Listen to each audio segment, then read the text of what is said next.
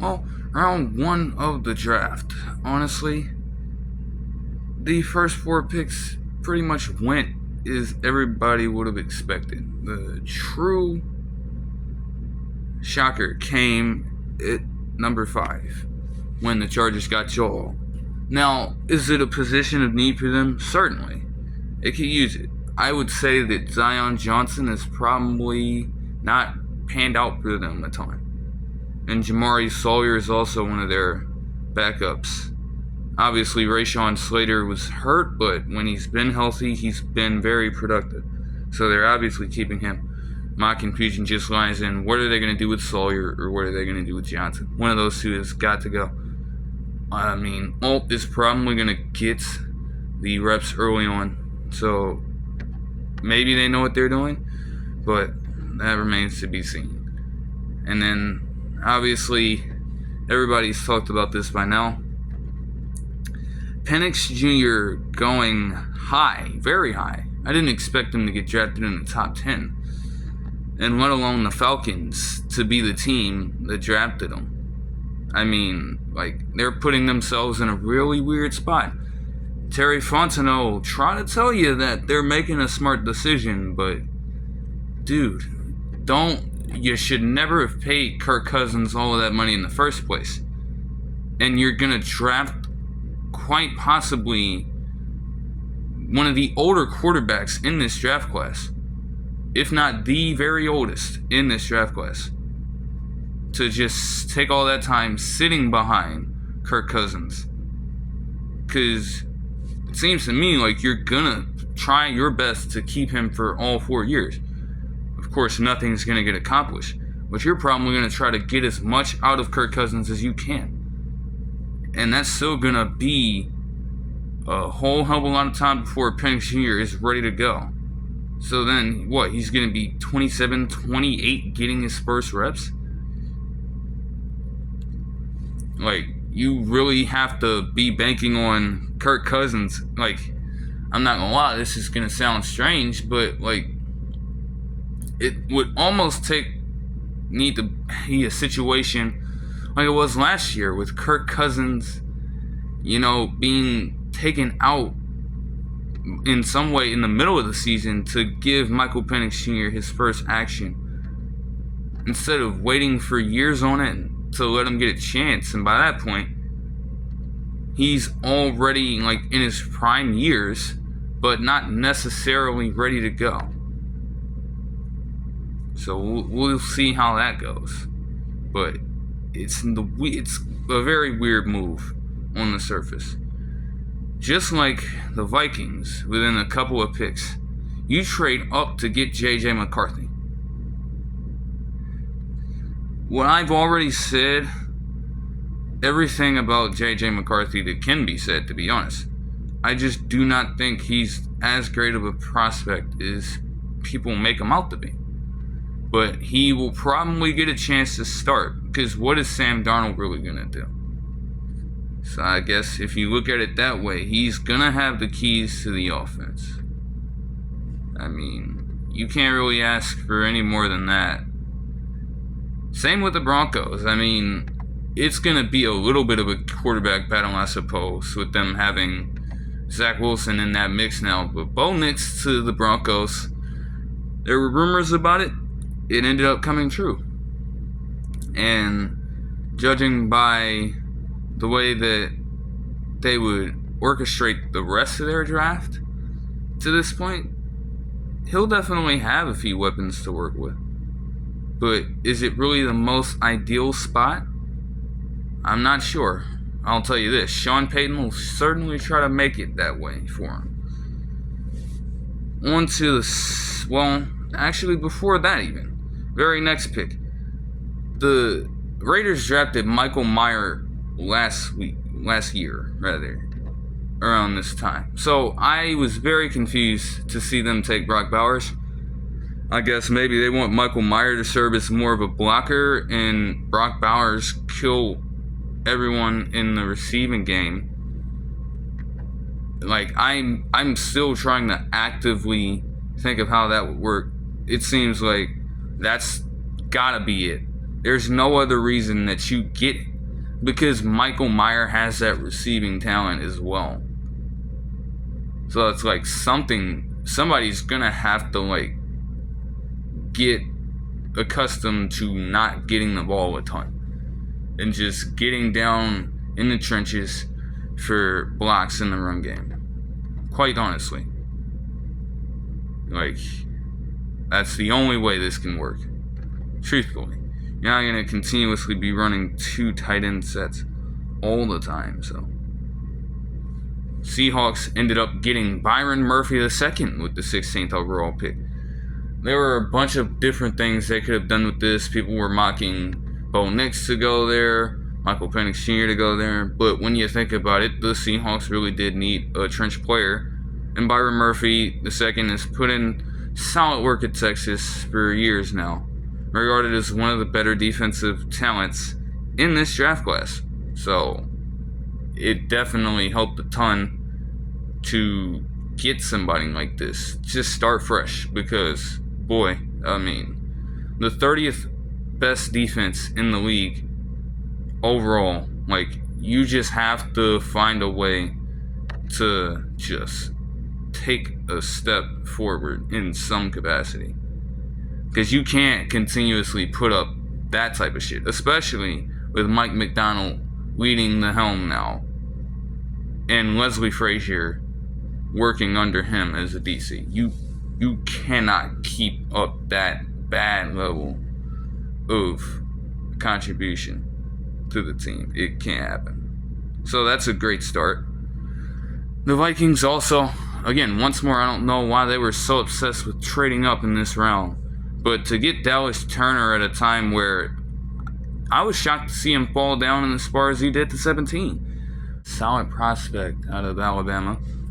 I mean, obviously Neil Hunter leaves a huge loss, and getting Jonathan Gennard in a swap would help a little bit, but that's definitely not going to be enough. So you have to keep building up those positions at linebacker as best as you can. Obviously, Metellus can do a little bit of everything for that team still, and he remains there. But, you know, Von Gonkel they added. Obviously, Davenport they added on the D-line. So, yet another step towards reinforcing that linebacking core. The Rams actually made a sneaky good move to get Jared Verse out of Florida State. And, I mean, this man has come a long way. Like, from Buffalo, the University of Buffalo, to then transfer to Florida State and then make it all the way to Los Angeles. It's actually pretty crazy. I just hope he does not wreak havoc on the Seahawks for years to come. Like, the Rams just always find a way to just get that one player that you know at some point is just gonna absolutely dog the Seahawks in some way, and it's just not right. I mean, Jags getting Brian Thomas Jr., it's decent, but you probably wanted to get a... Honestly, I mean, I don't know, like, you probably want to get somebody on the defensive side of the ball with that one. And you know how terrible Trent Baalke is at this point with getting wide receivers in this spot. Not to mention the Jaguars have bad luck with it too. I mean, that's the first time they drafted a wide receiver in the first round since they drafted Justin Blackmon in 2012. Do any of you need to really be reminded about what Justin Blackmon did for this team and did in his career? I don't think so, because it wasn't really that notable, rather infamous. So knowing that history, I don't know what registers in your mind to make that move, but they did it. And as a result, the Lions were able to just snatch Terrion Arnold, cornerback from Alabama, off of the board. Then you get down a few picks later, and here everything just goes completely to shit. Like, the Bills had the 28th overall pick. Xavier Worthy was mocked to be drafted around the early second round or late first round, right? You had a pick right there, and for all intents and purposes, with 28, you could have drafted Xavier Worthy. Yes, you have Curtis Samuel, you have Khalil Shakir, but you could have drafted this man out of legitimate spite. But instead, not only do you trade that pick to the Chiefs, your arch rival that has just always owned you in the playoffs when it matters the most, you gift wrap them Xavier Worthy. All you had to do was draft this man out of spite to get him off of the board. You knew the Chiefs were going to actively seek out a prospect like this, and you allow them to get him anyway. Doesn't make any sense to me. It's just very stupid on Brandon Beane's part. What the hell is going on? Like, the Chiefs have got it. It's over. It's over. It's done. That's really all I have to say about this. And the Ravens also, in a sense, like, for them to get Nate Wiggins with the 30th overall pick, that just started a whole chain reaction of, like, stupid moves from them. You had Keon Coleman still on the board. You had Ladd McConkey still on the board. Why not get wide receiver talent at that spot? Why get a corner? You may need the depth, but you want to get one of the highly touted wide receivers whenever you can. And honestly, as I'll touch on in a different video, they would eventually get a guy later on. But why don't you want somebody top end? Ladd McConkey would certainly be a very great slot piece, and Keon Coleman definitely has the potential to be a wide receiver one. Of course, there's a few things he would have to work on. But, like, they were right there for the taking, and you just get a guy from Clemson. Like, what? What is wrong with you? Same with the 49ers. They drafted a wide receiver, and honestly, all the, like, early round moves that they make, they not really have to be scrutinized like that. I mean, they are the runner-ups, but I swear I've never heard of Ricky Pearsall in my life. I've never heard of this dude, and he's a wide receiver from Florida. They drafted him at 31. I'm sure he would have been available way later for, honestly, every single team that was somewhat pursuing this guy. I mean, he will probably, like, get a bit of a lesser role to start out.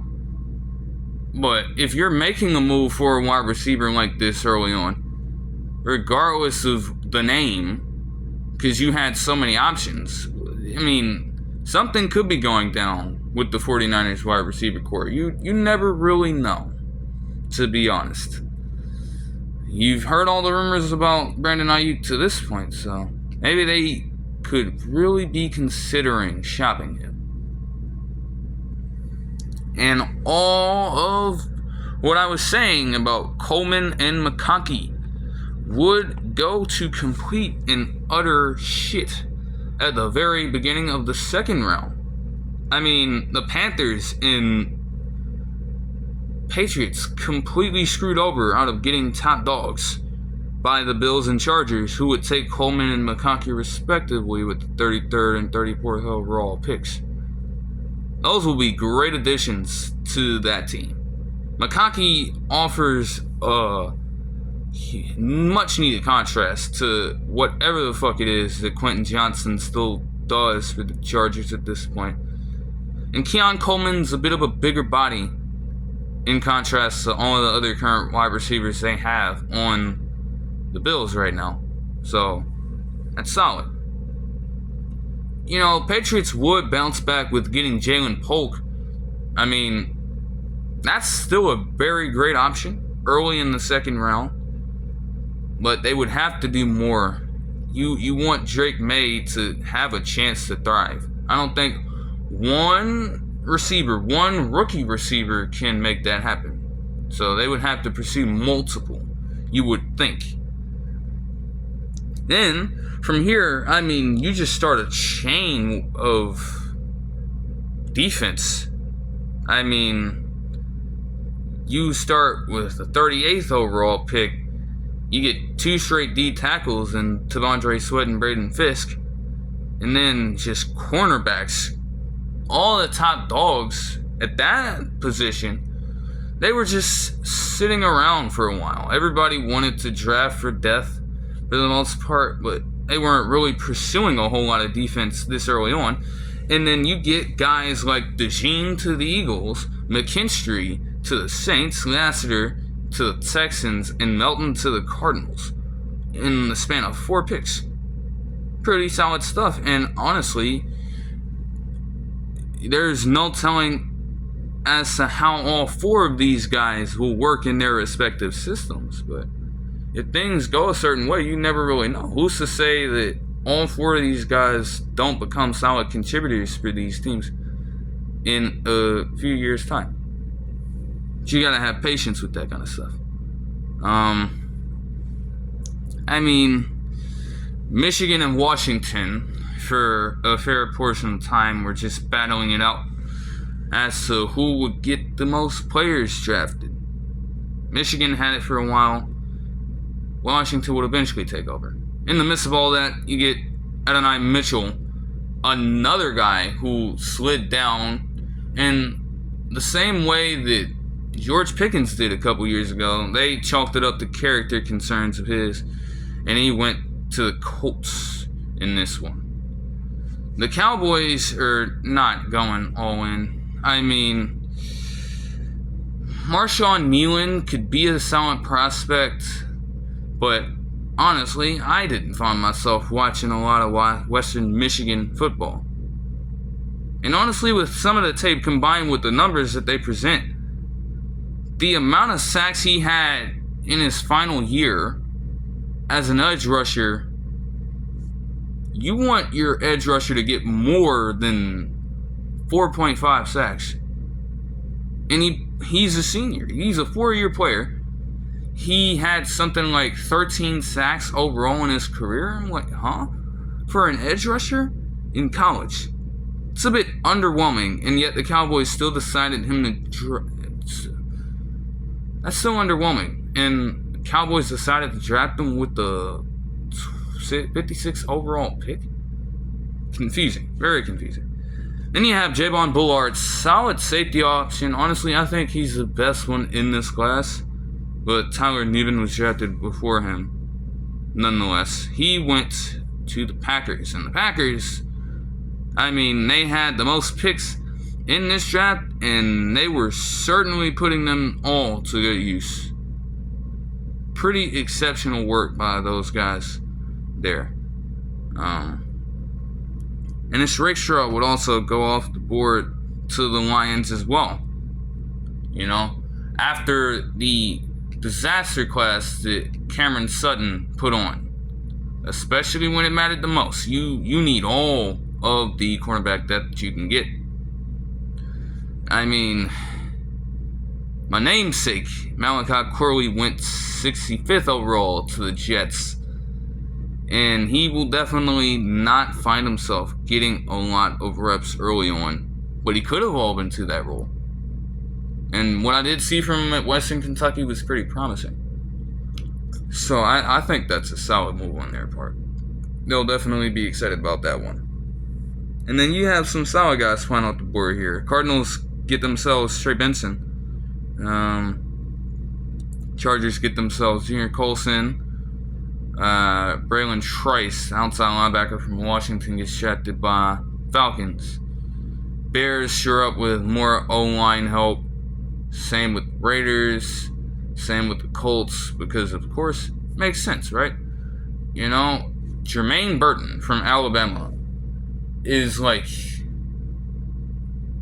honestly, he shows a lot of promise, but I've also seen a lot of inconsistency from him. So, you know, at the 80th overall spot, it's not a terrible move for the Bengals to go out and get him. But I'm like, either he's going to exceed expectations ever so slightly, or he's just not going to pan out for you. And especially with the injury he suffered in the college football semifinal versus Michigan. That was just a rough one. I know that for sure. I'm not sure if he's fully recovered from that at this particular point of time. So that's going to be something to monitor. Then the Seahawks get themselves some more trench help by getting a UConn guard, Christian Haynes. Which again, it makes sense. In this case, it's not necessarily about names, especially when you're getting into the third round, but if you can get yourself a guy with upside, like Haynes has, who plays a position in need, and you can stack up on that as much as possible, you're definitely putting yourself in the right direction. Then after that, Michigan was just on one, getting players selected in 3 consecutive picks. Obviously, Blake Corum to none other than the Rams. They are legitimately just out there trying to haunt the Seahawks. But it is what it is. Roman Wilson to the Steelers. I don't know what they think he'll really do, per se. As long as he's out there giving effort compared to that other guy, then they should be okay. And then Zach Zinner to Michigan. From Michigan to the Browns, rather. That's solid, I guess. I did not know that this man, Marshawn Lloyd, ended up averaging 7 yards a carry last season. Really, I couldn't tell. Every single USC game I watched, it seemed like he was getting way less than that and actually performing below average for his position. But he put in solid work, and he gets drafted by the Packers. Definitely reeling after Aaron Jones left the team. Obviously, you want to change the pace from A.J. Dillon, so you got to do what you can. He'll definitely be the third guy, of course. But if you can get an alternative to the styles of both A.J. Dillon and Josh Jacobs, that should serve you very well. Then the Bucks a little later on get themselves Jalen McMillan, also from Washington. True highlight of probably the entire draft, I'd say, even up to this point. I'm willing to bank that. You know what I'm saying? In terms of the non-compensatory picks in the third round, the fact that someone from Houston Christian University, the first ever player to do so, Jalix Hunt, gets drafted by the Philadelphia Eagles. First player in school history to find themselves in this spot. Pretty good value, to be honest. And from what I saw from him, definitely not a player to be played with. If you can be an FCS talent getting scouted like this and getting drafted in a favorable position. Now, obviously, at the edge rusher position, he's definitely got some competition to beat out. But once he gets himself in that spot, he's got a shot to do something really special for a lot of those guys from his college. I will definitely say that. Also, the very last compensatory pick in the third round, the Commanders putting into the 49ers pursuit of this connection here. They end up getting Luke McCaffrey from Rice. Definitely a solid option. Probably a guy that's going to be working in the slot. But anything they can get at this point to support Jaden Daniels will be much appreciated. But that'll do it for this one. I hope you guys enjoyed the video, and I'll see you guys in the next one. Peace.